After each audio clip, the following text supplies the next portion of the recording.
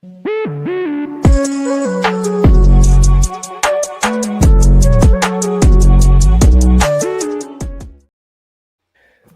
into 49ers Access. My name is Sterling Bennett, and alongside me today is Dre from Dre Area Sports, because we have 7 days until the NFL trade deadline, and we all want to know, what are the San Francisco 49ers going to do? Will they go big? Trey Hendrickson, Max Crosby, Kayvon Thibodeaux. Will they go small? Arden Key and more depth pieces. And there might be some drama surrounding Jauan Jennings. Getting into all of that today. But first, Dre, how you doing? It's Tuesday. San Francisco's 5-3, now third place in the NFC West. And Niner fans are not feeling too hot after week number 8. They're not. And look, here's something to keep in the perspective, right? The Washington Commanders were in the NFC title game last year. And right now they're sitting at what? 2-5, 2-5, or 2-5. 2-5. Your San Francisco 49ers, who have a plethora of injuries, are sitting at 5-3. Things could be a lot worse. I would say that on Sunday, things were really a lot worse for the Niners and the way they played. What's going on? But can't believe we have to go to Trash Live. What's he talking about in the comment? But I think he means Trashville. Are we trash? This is Trash Live. But no, we're 5-3, and I think that it could be a lot worse. And we still have players coming back. I know we keep talking about that. Yeah. But look, it was a bad week, but I still think the Niners are still a good team. Yeah, and look, that's the thing, is that I know we're sitting here, we're 5-3. Like, that loss against the Houston Texans was demoralizing. It was ugly. It was pathetic. Everything that could go wrong went wrong. Terrible defense, terrible offense. And it's really hard to erase that, because there is fear that the concerns, the issues you saw against the Houston Texans might continue throughout the rest of the remaining parts of the season. But as you can see on YouTube right now, almost every single player above you on the overlay or background, from Christian McCaffrey all the way to Brandon Aiyuk. Aiyuk hasn't played yet. Kittle has missed time. Purdy hasn't come back yet. Warner's out for the season. Nick Bosa's out for the season. And Christian McCaffrey and Lenore have been surprisingly healthy all year long. So it's been that kind of year for San Francisco, but they are half a game out of first place again, which is setting up for what looks to be a very important game against the Giants this Sunday at MetLife Stadium. But first, Dre, we have to get into some drama that may be surrounding wide receiver Jauan Jennings, because the game against the Houston Texans was not his best. And he dropped a pivotal deep pass in this game. It was a tough catch, sure, but it's one he has made in previous years and games in the past. But also a lot of penalties, 2 on him, a big face mask call that it was so negated unnecessary. Mac Jones' first down run. And now Niner fans are starting to turn on Jauan Jennings. I want to get your thoughts first on the receiver before we get into the nitty-gritty of the drama. But what are your takeaways from Jauan Jennings so far this season?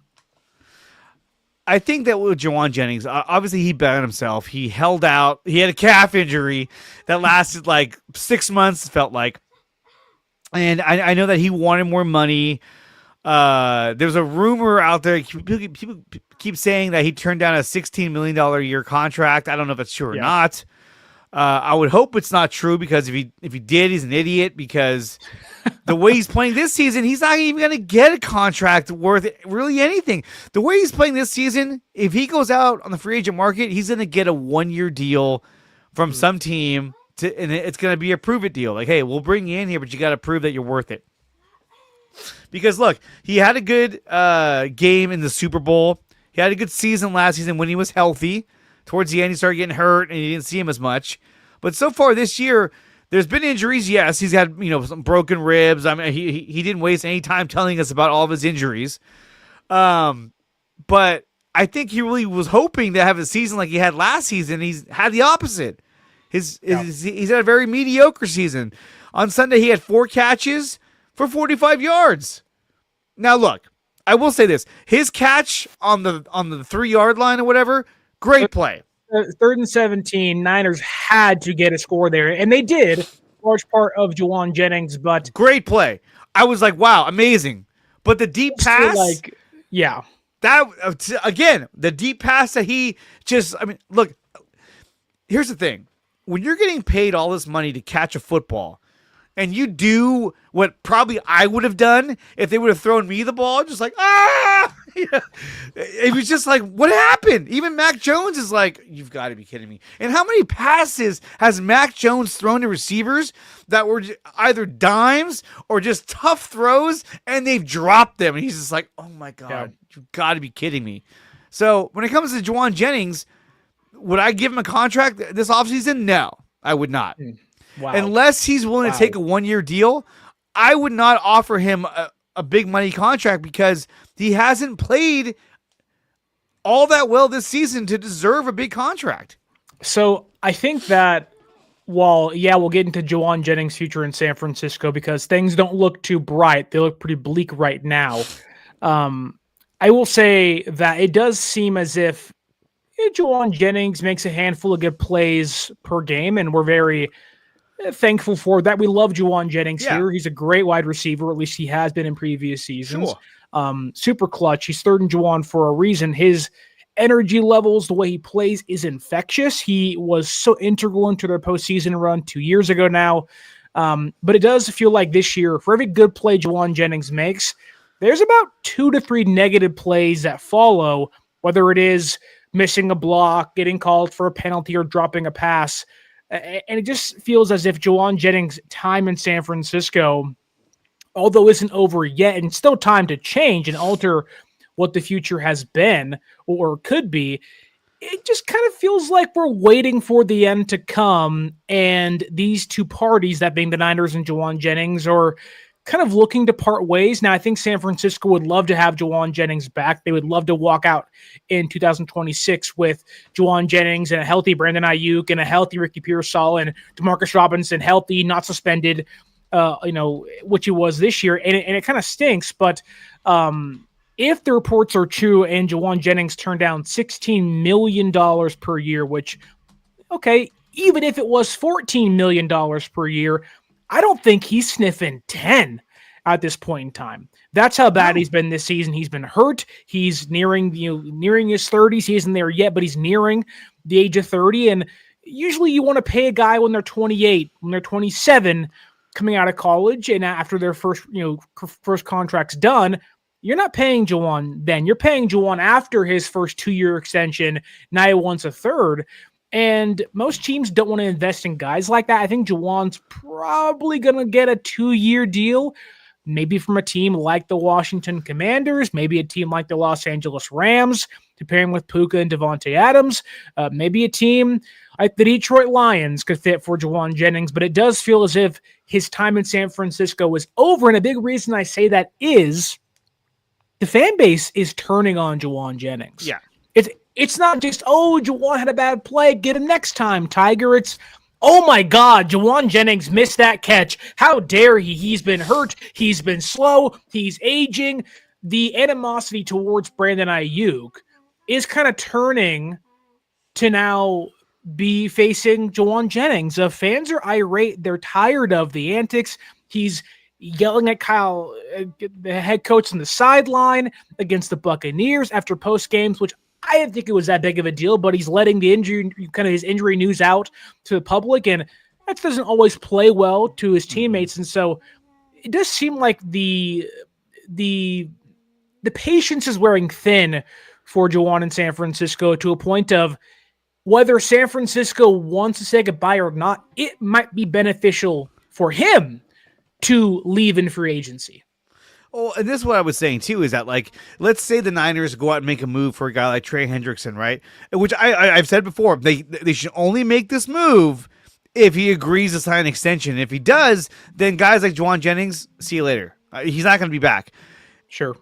I mean, you drafted Jordan Watkins. Yeah, he had Butterfingers on his only pass, but you still have Brandon Aiyuk. You still have Ricky Pearsall.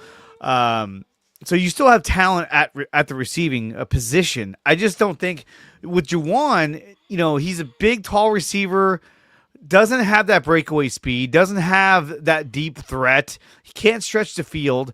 Whenever he catches the ball, he usually always either gets run down or tripped up fairly quickly. He does a lot of good things, yes, and he blocks extremely well. But to me, this is not a guy that I would give a long-term extension to. At 29 years old, I don't think that's where you want to go at the receiver position.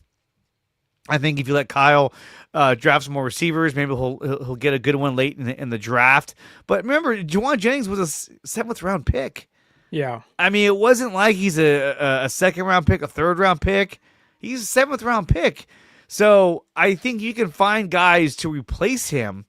And sure. yeah, Marvicity, I think Jauan Jennings is kind of like a smaller tight end, like a lanky tight end. And the way he's conducted himself this season with the holdout slash, what was it? The calf injury.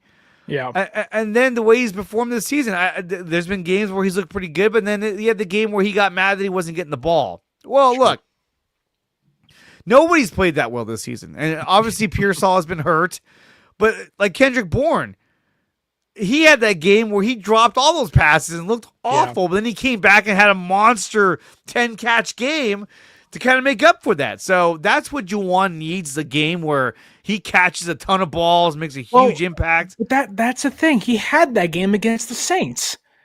Like, Jauan Jennings caught 2 touchdowns in that game. I believe he was tremendous for San Francisco. It was a big reason why they won that game in New Orleans. But I do think that, and this is not Jauan Jennings' fault, but his injury and the lack of receiver depth has kind of made him redundant with Demarcus Robinson and Kendrick Bourne in the building. And now you have 3 guys that are starting a wide receiver for you that can't get open 5-10 yards downfield, don't possess speed, and everything is kind of clogged up in the middle of the football field, which is where Mac Jones' bread and butter is made. And right now, they don't have a deep threat. They don't have a boundary X wide receiver, and they have to have Brandon Aiyuk come back. They have to have Pearsall come back to hopefully open things up. But if you don't have that, you don't get to see the best of a player like Jauan Jennings. And I think that's kind of the big knock, where it's like, for him, he is in a disadvantage with those guys being out. But if you want to get paid similarly to some of those guys, you have to play well when those guys aren't playing. So I do think that for Jauan, it stinks because he's not going to get paid what he thinks he's worth. Yeah. But it doesn't seem like there's even a future where San Francisco can retain him in the offseason and hopefully have a more well-rounded receiving core in 2026. I would love to have Jauan Jennings back.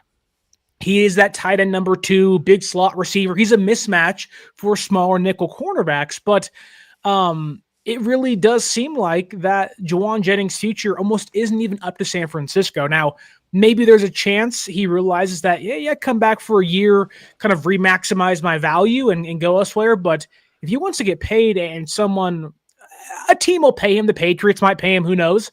It just seems like the fate of Jauan Jennings' future isn't even in San Francisco's hands anymore. There is no contract extension talks. There is no 2026 return for Jauan. It feels like they are going towards a breakup and nothing can stop that.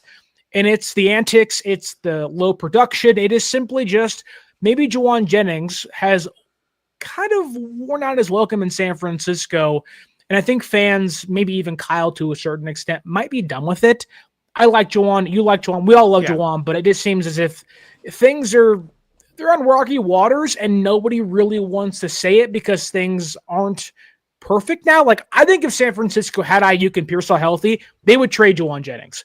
I really think they would. Yeah, I mean, that's the thing is that people keep saying, the Giants have interest in Jauan Jennings. I don't think they can afford to move him. Let's say you trade Jauan Jennings. And okay, so we traded him. We're going to go with Kendrick Bourne and Jordan Watkins, their top 2 receivers. No, you're not going to do that.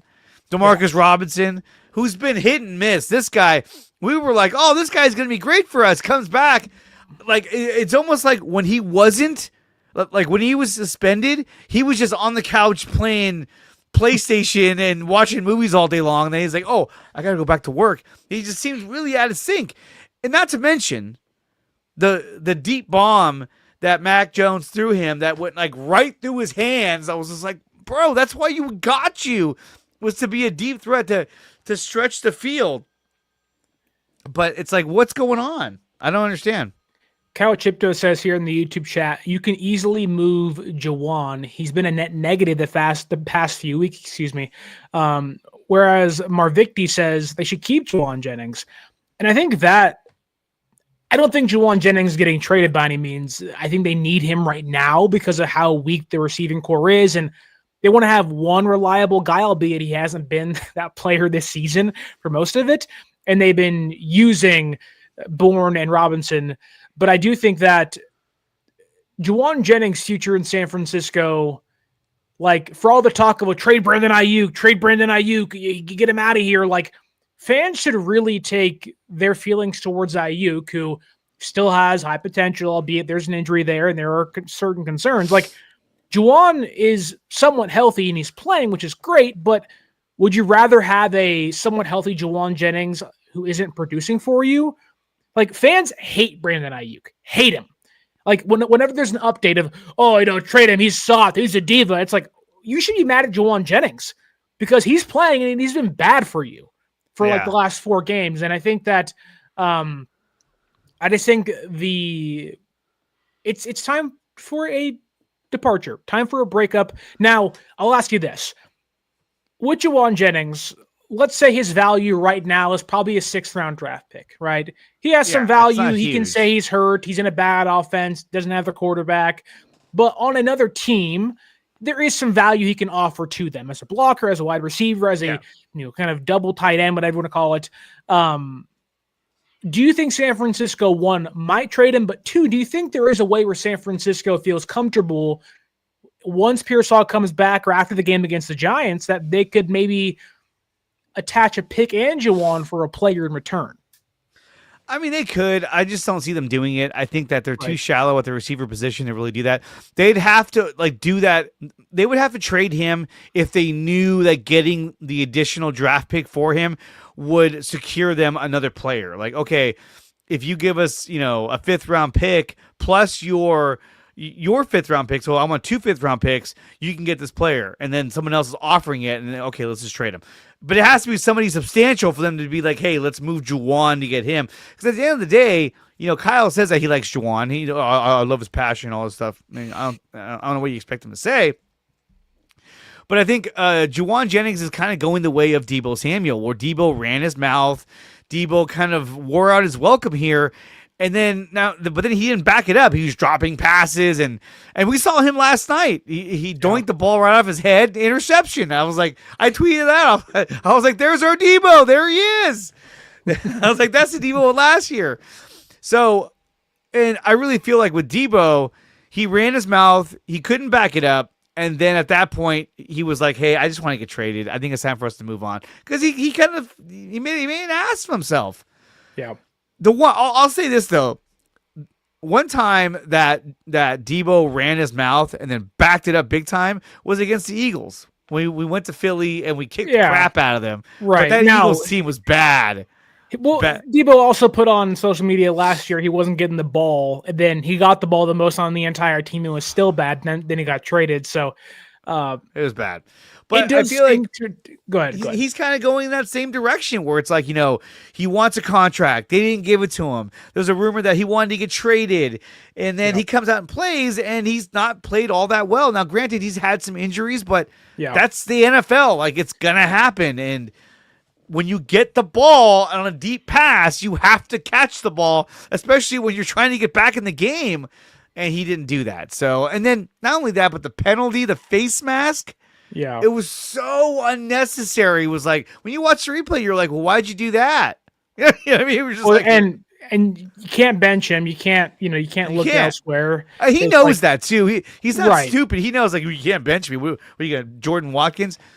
Look, Jordan Watkins had a great opportunity to make a big play, and it was just like right through his hands, and that was it. That was it. Give him a break. I can also commend Jauan for playing through his injuries and absolutely. his 5 broken ribs and his ankle and his shoulder. Like, he's been hit really hard this year, and he's been a lame duck in some passes that Mac Jones and even Brock Purdy has made, and he's got it back up, or he's missed a handful of weeks and he returned and been hobbled in his return. So I don't think selling Jauan, you ain't going to get much for him, but I do think that there is a departure on the way, at least for Jauan, when the year's over with. But if he comes out next week and he has a big game with 8 catches for 100 yards and 2 touchdowns, we'll be saying, "Yo, you got to resign this guy." Well, right, and that's what we do. That's what everybody does. But a lot of this conversation is because Jauan has not been great since week 2 against the Saints. He's been hurt. The production's been bad. He's actively hurting the team when he's on the football field. And the trade deadline is 1 week from today. That's why we're having the conversation of, Jauan Jennings' future could be up in the air. It could be, though. It really could be.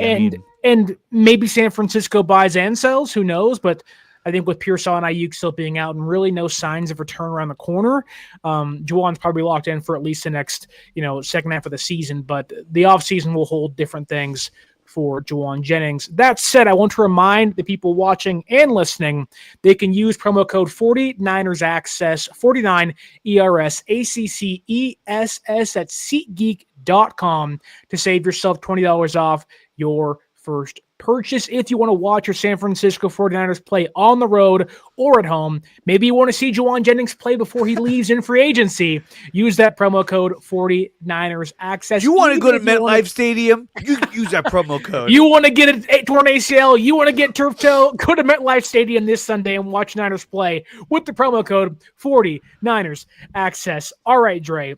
The people came for one thing, and it wasn't Jauan Jennings talk. They came for the thumbnail. They came for the San Francisco 49ers trade deadline plans. We have some rumors, we have some reports, and we have some intriguing targets they could look to acquire at next Tuesday's trade deadline. The edge rushing position is the focus because last Sunday against the Houston Texans, it was ugly. I think they had 10 total pressures, and there really wasn't much to love from San Francisco's pass rush. And on top of that, Samuel Keion got hurt. He is day-to-day. And then today, that being Tuesday, October 28th, Trevis Gibson, who was their third edge rusher against Houston, he got claimed by the Panthers off the practice squad. Leaving just 2 healthy edge rushers on the active roster. What a dirty move. Michael Williams and Robert Beal Jr.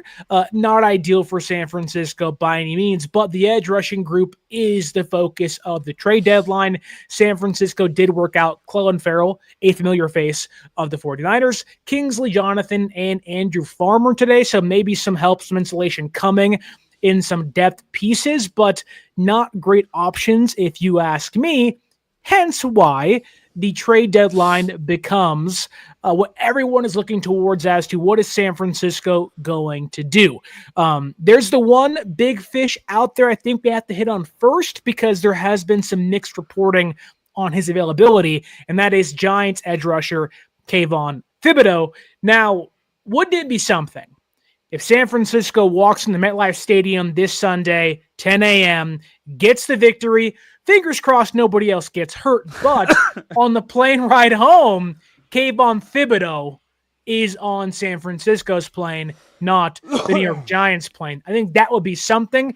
I would be, of the edge rushers on the market, maybe Trey Hendrickson, probably not Max Crosby, but I'd be pretty much all in on at least trying to get Kayvon Thibodeaux under contract through 2026. He's young. He can play the inside. He can play the outside. He'll deepen their NASCAR package and hopefully bring some more ferocity to San Francisco's pass rush. However, Jordan Schultz this morning of The Score and Fox Sports said that the Giants might be open to dealing Kayvon Thibodeaux. Then about an hour later, we had a source off because Mike Garafolo of NFL Network said they're not trading him. He's not for sale. And what do you make of that, Dre? Because I think for the right price, anybody could be had. But the question really is, would San Francisco maybe meet the right price if it is maybe a top 50th overall pick. I mean, look, are they going to make a move to get a pass rusher? There's been a lot of talk that he's trying to do that John Lynch has been working the phones trying to get a pass rusher in here. Will it be Kayvon Thibodeaux? It could be. We're going to New York. It's a great opportunity for him to be like, hey, now that we're here, let's talk about this. Obviously, it'd be for draft pick compensation, I would imagine, because they want to rebuild their team over in New York now they got Jackson Dart. Which we'll talk about that game too, because I'm a little nervous about the Giants game. I feel like Jackson Dart is going to shred them. But I think Thibodeaux is definitely an option. But I mean, they have to get somebody. The loss of Gibson, not that he was a world breaker, but now that you don't even have him anymore, you have to get somebody. I even heard a rumor that they were calling on the Saints to ask about Chase Young. And I'm like, that can't be true. Yeah, I don't buy that. I don't buy that, but I mean, after how things went. Now, that doesn't mean San Francisco wouldn't be open to a reunion of some sorts with some previous players. I talked to somebody in Tennessee yesterday, and I asked them, hey, what are the odds that Arden Key's a San Francisco 49er by the end of the week? And they said a high probability. Now, if that deal doesn't come through, then such is life. But I think there's a pretty good chance Arden Key is at least a big target for San Francisco. They need some depth. They got to get some bodies in the building. They are depleted on the defensive line. He can play the inside. He can play the outside. He was in San Francisco in 2021. And no, he's not a world beater. However, so far this year, he has an 8.2 pass rush win rate and 9 total pressures on a really, really, really bad Titans defense. Yeah. And he's only played 5 games. To put that in perspective for you, an 8.2 pass rush win rate is 0.7 away from Brian Burns of the New York Giants. Now, obviously, there's context involved in that, but Arden Key is no slouch. Arden Key is no terrible player. He's depth. He isn't not going to start for you, although he's starting this team currently with Sam Okawano probably out. But I do think buying low depth pieces might be what John Lynch does. Just get me through the year, get me through hopefully Bryce Young's return and Brock Purdy and Pierce Hall's return, and hopefully the offense can carry us in this young defense for the rest of the year. But personally, I would say Kayvon Thibodeaux is my number one target. He fits exactly what they want. Young. They love Oregon Ducks defensive linemen. They truly do. But also, they even said that they don't want to risk trading high-end draft picks for guys for one season. He's not that. He's not Trey Hendrickson. You don't have to pay Kayvon Thibodeaux for another 2 years after 2026, and he cost under $5 million the rest of this season. That, to me, is a no-brainer if you want to go big, if you want to go young, if the Giants are open to the idea. I can justify trading a second-round draft pick for Kayvon Thibodeaux. That said, the smarter option, the more likely option is an Arden Key. It is a Joe Tryon-Shoyinka of the Browns. It is smaller guys for 6th and 7th round draft picks. But would you like the idea of adding depth over a star like Arden Key? I think so. I mean, look, I've said it numerous times. I would love them to get a star pass rusher. You know, I've said Trey Hendrickson many, many times. But, you know, there's talk about the Niners possibly could go after Keion White of the Patriots. Right. I would love to get, if they could acquire 2, it doesn't have to be 2 pass rushers, but 2 defensive ends or defensive linemen for the D line. That would be huge because they need more depth. They're so shallow now. And then on top of that, could you believe that CJ West was a healthy scratch? Like, what? Why? And then Collins and Elliott got hurt, and then one of them missed the rest of the entire game. Yeah, it was like, West hasn't been great. Well, let's not get it twisted, but it's like you don't have the fortune to not play defensive linemen. You only have 5 of those guys healthy currently. Why are we a healthy scratch? Yeah, and we've seen the production that we got out of our top 3 picks. Last week we got, I think it was a total of like 3 tackles, maybe 4. CJ West didn't play. Alfred Collins had, I think, 2 tackles. And And so he came back. he came back, but the production wasn't really all that there on the stat sheet. And those are your top 3 picks. So I think they have to get more help on the defensive line. I would love them to get like an Arden Key and a guy like a Keion White, or just 2 guys that they could bring in just to add more depth. See, the way I look at this is that if they get Arden Key for, say, a 6th round draft pick, or maybe it's they get Key in a 7th for a 5th or whatever, something like that is, if Key leaves in free agency and looks really good for you, you're getting that draft pick back anyways. Like, there's no harm in trading for Arden Key. No. He's pretty much free. But it's the Thibodeaux trade I think I would really entertain the idea of. I don't know what the Giants want for him. It'd probably be a lot from a 1st-round draft pick, and it made things complicated. But I do think that Thibodeaux, to me, makes the most sense. Young, under contract for the next 2 seasons.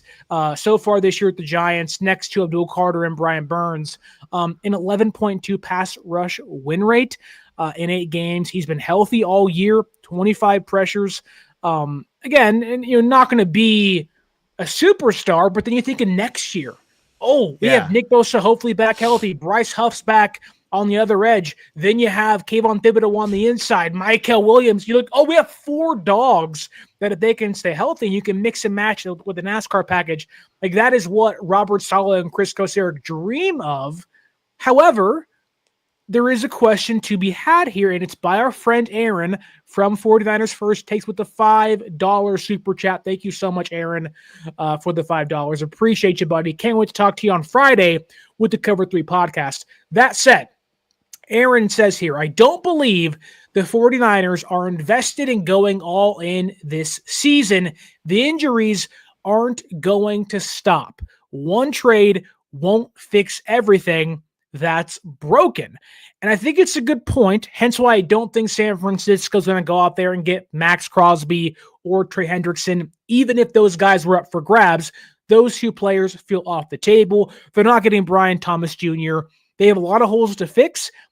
However, the edge rushing position is the most glaring one. They have plenty of linebackers, good or bad. They still have plenty of them out there. But some fans are saying, go get offensive linemen. Connor Colby's been really bad. Matt Hennessy's your backup center. Jake Brendel's not going to be back. I'll just say this. Teams are not trading starting caliber offensive linemen. And if they are... They never do. What if they are? You're wondering why. Now, Ben Barch should be back hopefully this Sunday, if not against the Rams in Week 10. Now, can he stay healthy? The odds would say no, but it's an improvement from Connor Colby. Maybe you get Brendel back in a week and a half or so. We shall see, which... good or bad, he's still your starting center. But Aaron's comment again, I don't believe San Francisco is invested in going all in this season. Do you agree with that? And would you say that would hinder San Francisco from maybe trying to buy or bid towards the top of the trade market? I think they're invested in getting the playoffs this season because they want to, as a franchise. They're 5-3. They're 5-3. But as a franchise, you want to make the playoffs because that generates you more money. You want to be competitive. And I think that getting a guy that can possibly be here next season, if not longer, then you're adding to your stock of 2026. I think I'm going to say this out loud. I think a lot of the planning is probably going into what can we do in 2026? What can we do this season? But how is it going to affect 2026? Yeah. And so that's why a guy like Kayvon Thibodeaux, you're going to have next season. So that's a benefit because you get control of him for next season. You know that you're going to have Bryce Huff. You're going to have Nick Bosa. Getting Bryce Huff and Thibodeaux on each end would be a huge difference. We saw the difference that Bryce Huff made against the Falcons. He was the Nick Bosa on that team. He was getting to the quarterback faster and more consistently than we've seen him all season long. And then he got hurt. Do you think that San Francisco's beginning to the year being 5-2, now 5-3? Because I viewed the year as kind of the pilot episode to the television show. Yeah. Of like, this is episode 1, and then they're going to go through the whole season, and then hopefully next year the budget's bigger, the lights are better, the insulation is better, they can get some more depth, they'll have a more well-rounded cast of characters. on the team to hopefully make, the next year better and get better ratings, hence more success, and hopefully go to the playoffs. But do you think that from a fan perspective, their quick start being 5-2, not 5-3, ultimately has maybe made some fans irrational towards the trade deadline of you have to go all in. You're 5-3. You're half a game behind the Rams in Seattle for first place. You play the Rams in 2 weeks. You have to go all in. You are near first place. I think that to me is the sense I get of fans of like, really, Arden Key? You're scoffing at depth guys you desperately need? You don't have to pick and choose now. You don't have the luxury of that. You need guys in that room today. And I think fans are kind of being irrational. The loss of Travis Gibson was huge. But then again, they sent their practice squad, and he was all out of what do you call it? Elevations. He was all out of elevations. I was gonna say call-ups, but that's Major League Baseball. He's all out of elevations, so they would have had to have signed him to their active roster if they wanted to use him again. Which is why which is another reason why he's gone. But yeah, I mean, when were we going to use him again? Who knows? So they need Sunday against the Giants. yeah. That's probably when they would have signed him. All right, you're going to be up here. Screw it. But now they have to make a move to get somebody. Robert Beal sucks. I don't know what he does out there when he goes. He doesn't do anything. Sam O, the guy gives a maximum effort, but doesn't always get home. He's just Also hurt now. So you're going to make a move. You won't have Kayvon Thibodeaux for this Sunday's game because he'll be playing against you. If anything, you'll have him after the game. But they got to make a move. And to me, I would love for them to get a couple of players just to add more depth. Not shitty players, but players that that contribute. Like if they were going to get like an Arden Key and a Kayvon Thibodeaux, you know what I mean? Like then you added two guys. Even Arden Key and a Carl Granderson, like you don't have. I would love to have Kayvon Thibodeaux here, but I do think it's more so just about, yes, you have to have bodies, capable ones. Can't just have random dudes in there. They had that on Sunday against the Houston Texans. But right now you don't have a starting caliber pass rusher. That's a problem. Now, once Bryce Huff comes back, you will, but you don't have a pass rusher. And it's a great comment here by Lori Matthews out there in Phoenix. Shout out Lori Matthews. She says, you desperately need depth, keep the vibes high, and give these young guys something to play for. Well, yes, I agree. I want to go deeper into that because I think an issue we have now with San Francisco is Micah Williams is not playing the way he was supposed to be used this season. He has to be your number one edge rusher. Now, he's a first-round pick, and I get that, but he ain't a pass rusher. He wasn't supposed to be. It was supposed to be Bosa and Huff and have the luxury of Michael on the interior on third downs. Now he's playing out of position. And he hasn't been playing great recently, but he's over his skis as a pass rusher. He isn't there just yet. So I do think that San Francisco has to find some guys. I think Arden Key would start on Sunday for San Francisco. I think Michael would slide back into his third down interior pass rushing set role, which makes sense. Like San Francisco is not going to find or reach the playoffs if they continue to have Michael play on the outside for three downs. There's no production there because that's not who he is. It's not who he was advertised to be. And I think that sets this Sunday up as a really important game for San Francisco. Absolutely. If you fall to 5-4 heading to the trade deadline, for whatever reason, whether it's the offense is bad or the defense stinks again, I don't know if they go and make a trade. I don't know if they sit back and go, Brock Purdy can save us and Pierce Hall can save us. If you're 5-4 heading into a game against the Rams at home, even with the returns that may happen, I don't know if San Francisco makes a deal. Again, I have said for weeks, this team has to make the front office want to buy into what they're selling. Yeah. And right now, the offense has scored under 20 points in 2 of the last 3 games, and the defense looks cooked. Now, the defense can hopefully get fixed with some guys on the team, but this Sunday's game, I think, means a lot more than simple wins and losses. This could be dictating what the front office does on next Tuesday's deadline. What do you think about that, Dre? I think this game is very important, but at the same time, like I said, they want to remain competitive. You never want to just mail it in like, hey, you know what? This team, it's not really a complete team anymore. We got a lot of injuries. let's just stand pat and just develop the guys we got. They can't do that because they don't have enough bodies. They need to get guys in here to help them out, and so they're going to be a little more desperate because they don't have enough guys to even suit up. So I do think that they're either going to go for one mega trade or they're going to try to get like a couple of guys in here to help out. I don't see them going for a receiver. I know. I think Larry was talking about them going after what's his face from the Jaguars. I don't see Brian Thomas Jr. Yeah, and look, he's a great talent, but I don't think the Niners would do that. Jacksonville wouldn't do that. No, and not to mention, well, I mean, they did say that he'd be available or possibly be available, but I just don't see them going after anybody offensively because then you got to work them back into your system. They got to learn the playbook. Yeah. At least on defense, it's a little more straightforward. Like go get the quarterback. You know, like all right, I got it.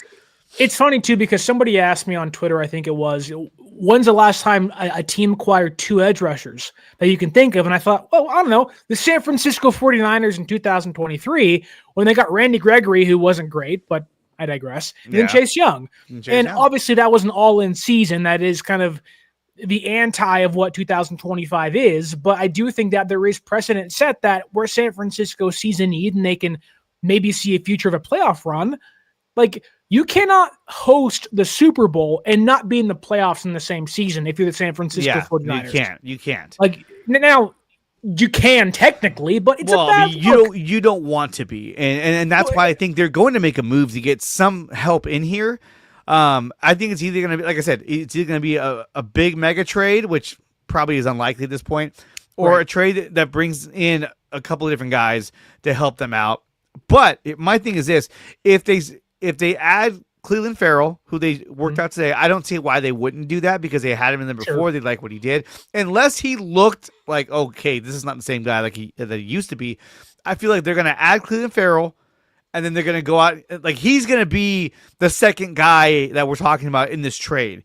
Instead, they're going to add him and then go get somebody else.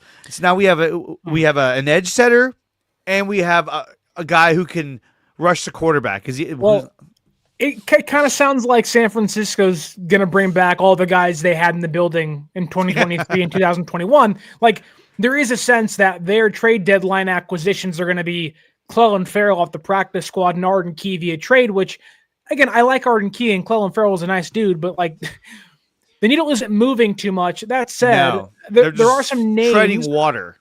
Right. And maybe that is what San Francisco thinks they have to do. Tread some water to get back to some guys returning. But I'll ask you this, Dre.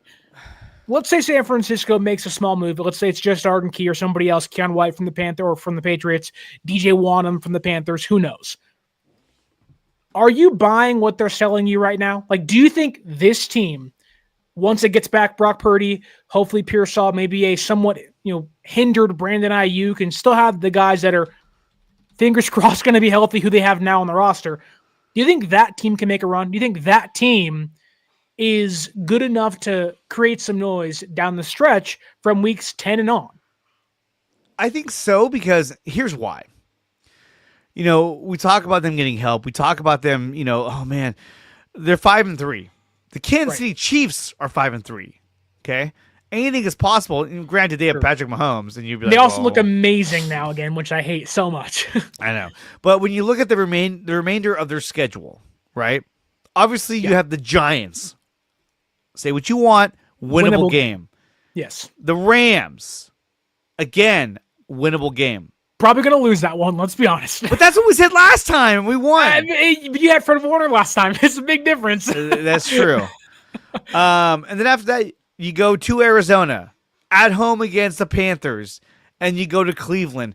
Cleveland, I'm worried about, and the reason why is because when you have a nasty pass rush, this Niner team is like, uh-oh. Like, look what happened against Houston. Houston has nothing going for it except for a pass rush, and they completely obliterated the Niners offense. But not only that, the Houston Texans, they couldn't get them off the field. They had like 3 15 play, 10 play drives that just ate up the clock. After that, I was like, this is not good. You can't just get yourself back into a game when you barely have been in the game. But like I said, Arizona, Carolina, Cleveland, Tennessee, Indianapolis, who's actually a tough team this year, the Bears, Seattle, season's over. You can win New York, Arizona, Carolina, Cleveland, Tennessee. That's 5 games out of the next 6 games. I mean, I really don't see the Niners losing to Carolina. I don't see them. I mean, I can't see them losing to Cleveland, but they should be able to beat Cleveland. They should be able to beat Tennessee. They should be able to beat New York.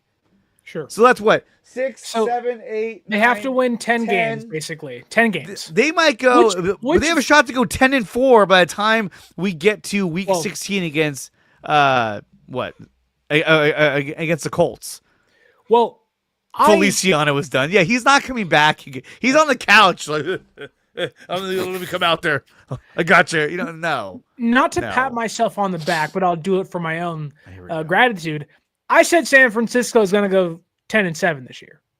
And they might with all the injuries. And they're on track for that. And I said they'd be a wild card team. I don't see them beating the Rams. I see them being a wild card team. They're going to be in second place in the NFC West. They're going to beat out the Seattle Seahawks hopefully this year. Now that was even with Warner and Bosa healthy, and things have certainly changed. But I do want to list some names off and tell me yay or nay on guys you think or you'd want them to trade for. And I'll give you some stats that maybe back up or further entice you into maybe trading for guys. Chase Young's hurt. Not going to talk about him. He's just a disaster. They call him Jog Young for a reason. They've done there. They've been that. Not a chance. I already talked about Kayvon Thibodeaux, but I'll do it again for a second. 11.2 pass rush win rate of the teams, which are the Falcons, the Panthers, the Saints. Excuse me. That's wrong. I'm dumb. Of teams that are the Patriots, the Titans, the Giants, and the Saints. So 3 really bad teams and 1 team that might trade some depth that's still young to maybe get some draft pick compensation. Thibodeaux right now has the 5th highest pass rush win rate of those teams. And the first 2 players have played a total of 4 games, 1 and 3 apiece. So he's one of the best guys on the market for a potential edge rushing addition, albeit his availability is in question. Would you say yes to Kayvon Thibodeaux, and what would you give up? First round, second, or third round draft pick? A third round pick, easily. That's all you'd move? I wouldn't give him more than that. That's a lot. A third round pick for him? Jesus Christ. To me, a second round pick? What if the Giants said, hey, we have to have a third round pick and a 5th round pick and then a 4th round pick next year? Because they want that second round value for a guy who's still under 26 years old and under contract for 2 years. I think you give him a 3rd round pick and a 5th round pick next year. That's a max I would go, because you still have to rebuild this team. You can't just give up everything, all these picks for one guy. So, if it's like a Trey Hendrickson, then you're probably getting my 2nd round pick.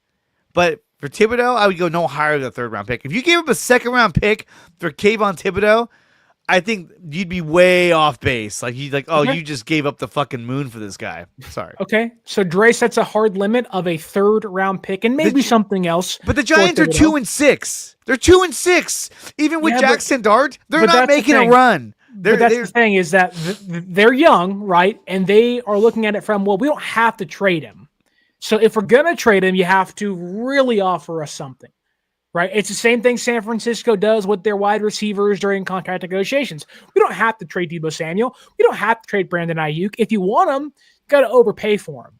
So if you're San Francisco, would you slightly overpay? Maybe a 2nd round draft pick, which if you're good enough, could be a late 2nd round draft pick, mind you, for Kayvon Thibodeaux for 2 years of relatively cheap play. Would you do that? Say it again. So if you're San Francisco, would you overpay, let's say a 2nd round draft pick, which if you're good enough, say 10-7, will probably be in the 20s, so a late 2nd round draft pick for 2 years of Kayvon Thibodeaux for a relatively cheap contract, and if he gets paid in 2 years' time, you get a compensation pick in return. Would you do that? No. I personally would not do that, because I think that you can find somebody in the 2nd round that you can draft that will be a huge contributor to this team that you'd have control for 4 years. So to me, I wouldn't do a second round pick. I would do the highest I would do for Kayvon Thibodeaux would be a third round pick. And even then it'd be like, oh. And then if they wanted more, it's like, okay, you're going to get a third round pick and, a late day 3 pick because I'm just trying to. Third and a 6, a third and a 7.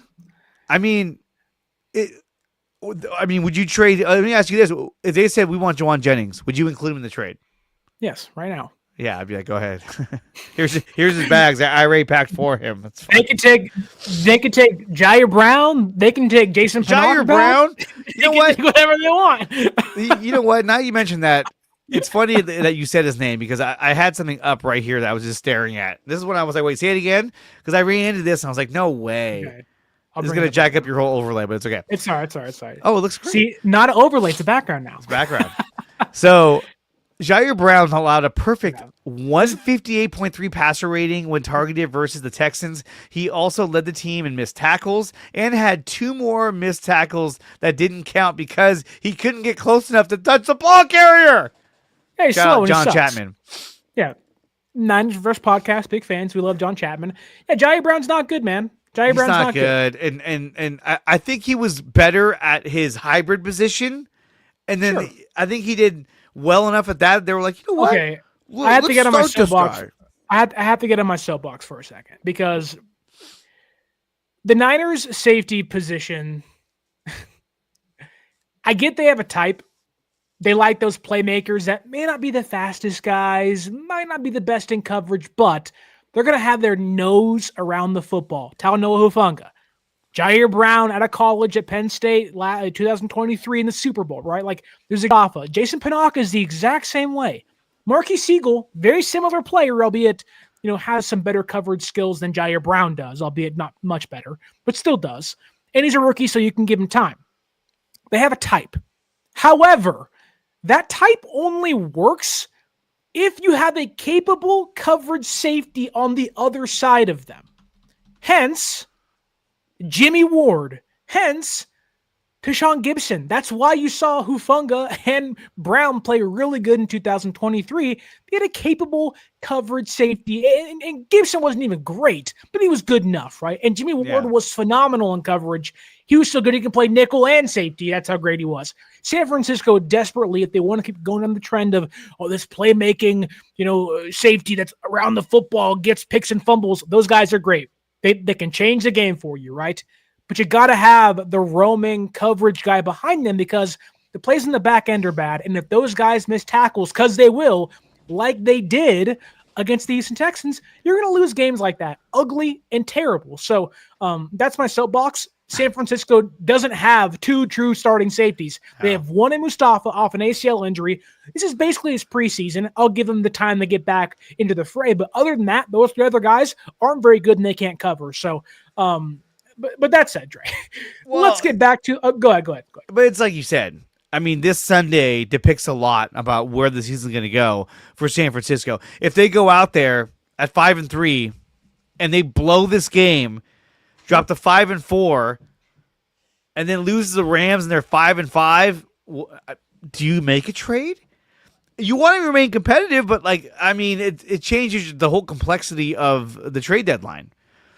If you win this game, go to 6-3, and somehow you beat the Rams, who's probably going to be the hardest team you're going to play, that's going to change. But it even makes losing that game against the Rams swallowable, if that's even a word. Like, you can deal with it, right? Yeah, you can. Like, you can be 6-4 and be like, okay, like we're still 6-4. We're in a good spot. We're in the wild card. We have the Cardinals and the Panthers and the Tennessee Titans coming up on our schedule. Like, that's very doable for San Francisco to win 10 games. Like, the game against the Giants might be, at least up until this point in time, their most important of the season, which it's not technically because of division games and conference games, but you have to win this Sunday. You do. Because if you don't, like, you are one game away from 500. And you are. Go ahead, Drake. Go ahead. I'll be right back. Sorry, my wife is calling me right now. Hold on. But going back to the trade deadline conversation, because I think there are plenty of guys out there that San Francisco could try to acquire. Keion White's name is come up plenty of times on today's show and in the rumor mill. Not having a great year in New England, but could be a depth piece for them. Again, not great this season, a 2.7 pass rush win rate, only 3 pressures, but only 76 opportunities. He was a healthy scratch last Sunday for the Patriots, so maybe that's an option for San Francisco for really cheap depth. On top of that, Carl Granderson of the New Orleans Saints. There are some character concerns, certainly, but a 7.5% pass rush win rate in 8 games for the Saints, who are a really, really bad team. Get him in San Francisco. You can hopefully find some resurgence. Obviously, Arden Key, maybe. I think this could be an option for San Francisco where they double dip with the Titans. You go get Arden Key, that's great. You can feel good about yourself, but double dip and go get Drummond Jones as well from Tennessee. The Titans want to sell. Jones is an older player, veteran guy, having a pretty good year so far. 12 pressures, a 10.3% pass rush win rate. You can avoid having to play guys like, Samuel Kawanu all the time, have them be a starter. You can avoid having to play Robert Beal Jr. You can allow Mike Hill to go back inside on third down. So a lot of guys out there for San Francisco, plenty of options to choose from. But if I had to give you a layout, Dre, who's back now on the show. Sorry, there was a lockdown at my kid's school. I guess there was somebody running around in a near street. Gosh. Anyway, I don't live in a bad neighborhood. So everybody was like, what's going on? Anyway, everyone's safe and sound. So that's go good. ahead. That's good. Yeah. Good to hear. Well, I was just going to ask you, if you were to lay out plan A and plan B for the 49ers trade deadline, give me the plan A, the one thing you want to get done, the one thing wishful thinking, if you will. But plan B, the thing you assume is likely to happen. Give me your plan A and plan B. Who do you want them to acquire, whether it's an edge rusher, linebacker? Tell me what you think is going to happen and what you want to happen on next Tuesday's trade deadline. What I want to happen is what everyone's going to get mad at me about. Everyone's going to make comments about. I want Trey Hendrickson. I want the biggest, baddest pass rusher out there. I'd be willing to give up a second-round pick to get him because... Wait. What? You would trade a second-round pick for an injured Trey Hendrickson. Yes. On a one-year... He's had contingent upon him signing an extension when he comes over here. The guy has back-to-back 17.5 sack seasons. This guy's an absolute monster, and he has a crazy motor. You don't have to worry about like a Chase Young where he's just gonna, kind of mail it in the NFC title game. No. This guy has a motor. This guy has a great work ethic. This is a guy that I want on my team. If he's going to sign a contract, an extension, then I make a trade and I get him. Because next year, imagine having him, Nick Bosa, Bryce Huff, Michael Williams. That's a deadly defensive line, especially on third down. That's bearing any injury, that's nearly unstoppable. Do you think Hendrickson, 1, will want to sign an extension and forego testing the free agent market? And 2, do you think that they would actually be able to keep Bosa, Hendrickson, and Huff when they could maybe trade a 3rd-round draft pick and maybe a 5th-round draft pick for Kayvon Thibodeaux and not worry about that next year? This is hypothetical. This is the big splash. Wishful thinking. I would love it. I'd be like, fuck, let's go. If you bring in Trey Hendrickson, then that replaces your Nick Bosa. So now you're only down Fred Warner. So that changes the complexity of what's happening here. You're like, wait a minute. Now we're only down Fred Warner. That's a little different. It's a little different. My other one. Yeah, your likely option. The likely option? Oh, man. How much in the reality do I want to go? It can be one trade. It can be 2 trades. It can be no trades. It can be whatever you want it to be. But what do you think is going to happen? Kayvon Thibodeaux to the Niners, because we're going there. We're going to New York.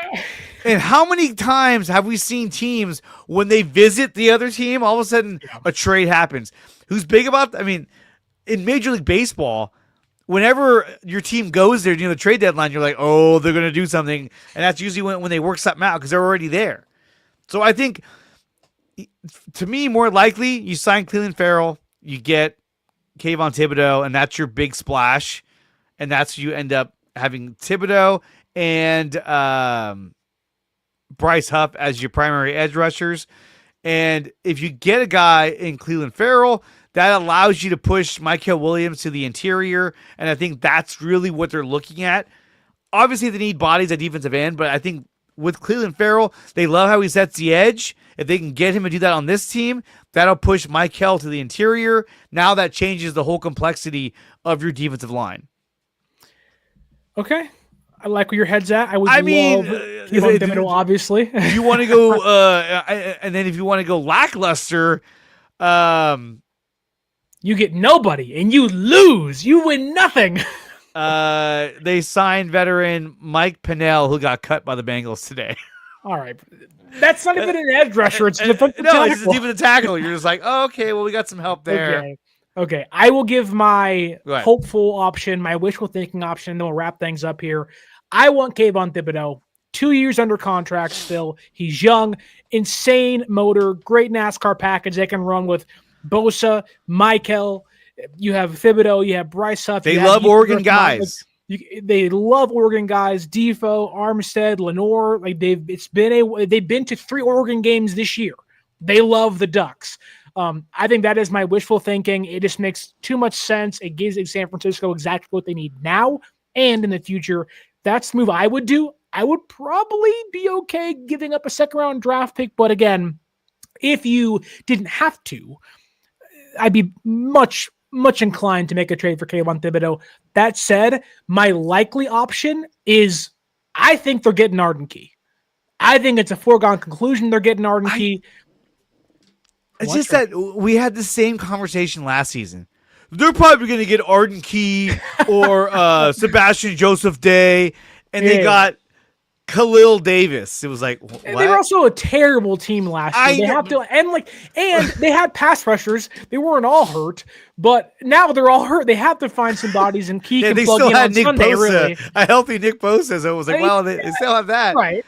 But I mean, we've had this conversation. People were talking about it all last year. I think they're going to get Arden Key. Even the year they got Chase Young, I think they're going to get Arden Key. Okay, well, I didn't say that, so I'm going to say it now. Charles Omenihu. I think they're going to get Arden Key, and I would not be shocked. And this is my surprise pick. I think the Minnesota Vikings might be shocking sellers. Carson Wentz is out for the year.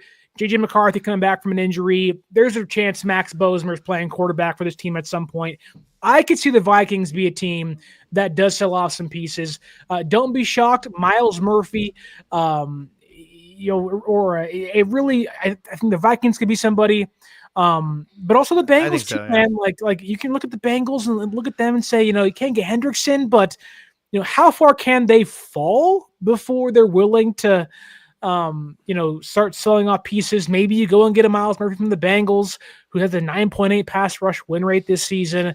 I mean, they didn't even want to sign their first round picks, the contract that he wanted. They had to negotiate. They didn't even want to give Hendrickson an extension. The team is cheap. Yeah. And they're 3-5. Dre, you heard it there first. You hope they're getting for Hendrickson, but you think they'll get Kayvon Thibodeaux. I want to get Kayvon Thibodeaux, but I think they may get themselves the Arden Keys of the world. But thank you so much, Jay, for coming on the show. Sebastian Joseph Day. That's the next one. Thank you, everybody in the YouTube chat. Don't forget to like, share, and subscribe here on 49ers Access and to Dre Area Sports. And as always, until next time, my name is Sterling Bennett, and stay faithful.